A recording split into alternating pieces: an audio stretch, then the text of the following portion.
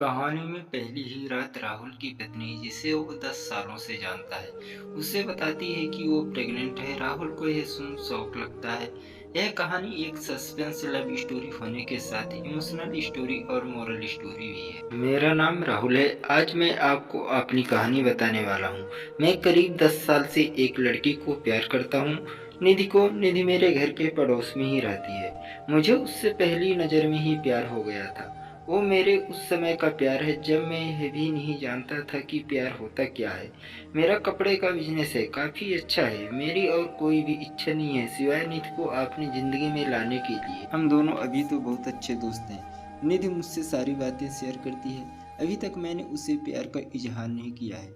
निधि का एक सपना है कि उसे मुंबई जाकर एक एक्ट्रेस बनना है, फिल्मों या टीवी में। इसलिए मैंने उसका सपना पूरा करने के लिए उसकी मदद की, उसके घर वालों को मनाया और उसे मुंबई भी में ही छोड़कर आया था।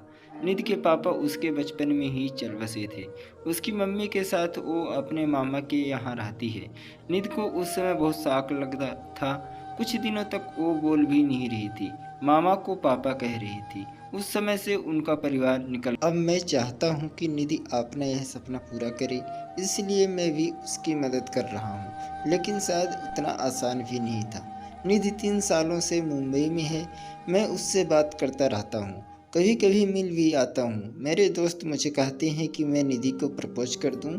ऐसा बहुत बार उनके कहने पर एक रात मैंने निधि को फ़ोन किया।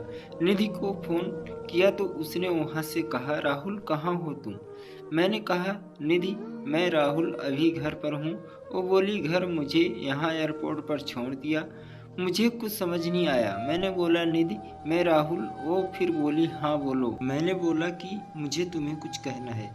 ऐसा कहकर मैंने आई लव यू बोल दिया और मेरी खुशी का कोई ठिकाना नहीं रहा जब निधि ने भी I love you too Rahul बोला और बोली कि मैं आ रही हूँ सुबह तुम्हारे पास। सुबह वो भी आई और साथ में उसके माँ और मामा भी शादी की बात करने आए। मेरे मम्मी पापा मानेंगे या नहीं इसका मुझे पता नहीं था, लेकिन उनके जाने के बाद मम्मी बोली कि 3 दिन में शादी है।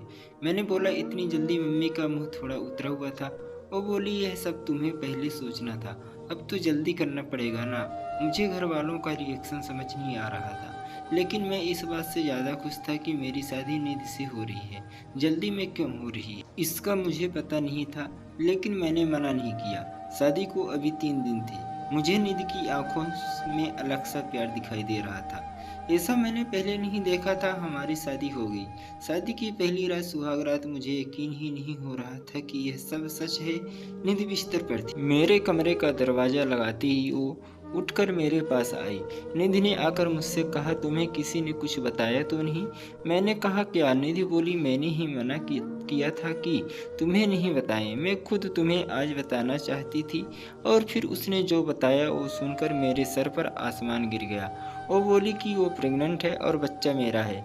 और यह बोलते वक्त उसकी आंखों में आंसू थे। यह बोलकर वो मेरे गले लग गई। लेकिन यह कैसे हो सकता है? यह पहली बार था जब हम लोग गले लग रहे थे, तो यह बच्चा मेरा कैसे हो सकता था? और निधि मुझसे झूठ क्यों बोल रही है? उस रात को निधि मेरे कंधे पर सोई और न जाने क्या क्या बातें कर रही थी, पर मेरा तो बुरा हाल था।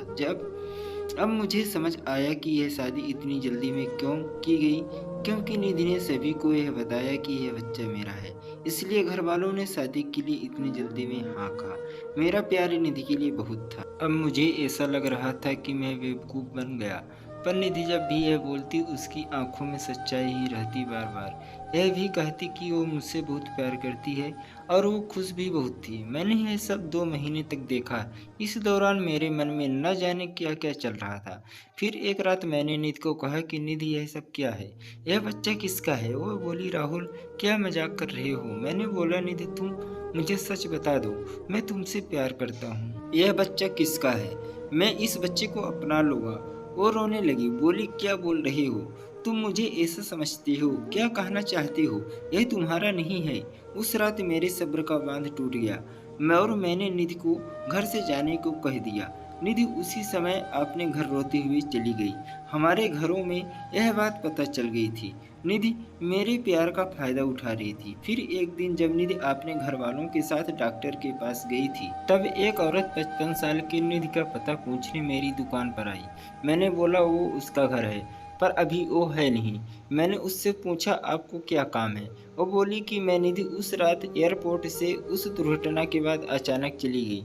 मैं पूछना चाहती थी कि वो ठीक तो है ना? मैंने पूछा कैसी दुर्घटना? वो बोली एक्सीडेंट मेरे बेटे राहुल का। मैंने पूछा राहुल? वो बोली हाँ, मेरा बेटा राहुल और निधि एक दूसरे से प्यार करते थे, दोनों शादी करने वाले थे। निधि के साथ में और राहुल निधि के घर आ ही रहे थे कि रोड क्रॉस करते वक्त मुझे बचाने के लिए मेरा बेटा एक बड़ी बस के नीचे आकर चल बसा। एक्सीडेंट इतना भयानक था कि वो उसी समय चल बसा। निधि वहाँ से चली आई। मैं यह देखने आई कि वो ठीक है ना। अब मुझे सब समझ आ गया था। निधि जिससे प्यार करती थी उसका नाम भी राहुल था और उसकी आंखों के आगे वो चला गया। इस बात से उसको इतना सदमा लगा कि वो इसे मानने को तैयार नहीं है। वो इस समय सदमे में है और मुझे ही राहुल मान रही है, जैसे बचपन में अपने मामा को पापा मान रही थी। इसलिए उसकी आंखों में सच्चाई दिखाई दे रही थी। मैंने भी ठीक उसी समय उसे फ़ोन किया था और प्रपोज किया था, इसलिए वो इस तरह से बात कर रही थी। उसकी आंखों में जो प्यार है वो इस राहुल के लिए बल्कि उस राहुल के लिए है। मैंने उन्हें निधि से मिलने नहीं दिया और उन्हें कहा कि आप जाएं, मैं उसका पति हूँ, मैं उसका ख्याल रख लूँगा। मैं नहीं चाहता था कि निधि को सब याद आ जाए। निधि जब घर आई तो मैं उसके पास वापस गया। मैंने बोला निधि सॉरी, और रोने लगी। बोली तुम्हें इस हालात में मुझे खुश रखना चाहिए और तुम मुझे रुला रहे हो। उसको रोता देख मुझे भी रोना आ गया। निधि की इस हालत पर मुझे समझ नहीं आ रहा था कि मैं क्या करूं। निधि को मैं झूठा कह रहा था, लेकिन मुझे यह नहीं पता था कि वो सच को मान नहीं रही है। मैंने निधि को मनाया और अपने साथ वापस ले आया। अब मैं उसे अकेला नहीं छोड़ सकता था। मैं जानता हूँ वो मुझसे नहीं उस राहुल से प्यार करती थी, लेकिन मैं तो उससे प्यार करता हूँ और अभी उसे इस हालात में अकेला नहीं छोड़ सकता। निधि भी मेरी है और उसका बच्चा भी। अब बस मैं चाहता हूँ निधि खुश रहे। आगे क्या करना है, कैसे उसे इससे बाहर निकालना होगा, यह सोचने का विषय है, पर मुझे विश्वास है मेरा प्यार निधि को कुछ नहीं होने देगा। दोस्तों, यदि यह स्टोरी आपको अच्छी लगी हो तो चैनल को सब्सक्राइब कर वीडियो को लाइक कर दीजिए और वीडियो अपने फ्रेंड के साथ भी शेयर कर दीजिए, जिससे कि वो भी इसी तरह की अच्छी स्टोरी सुन सके। तो मिलते हैं अगली स्टोरी में, तब तक के लिए जय हिंद जय भारत।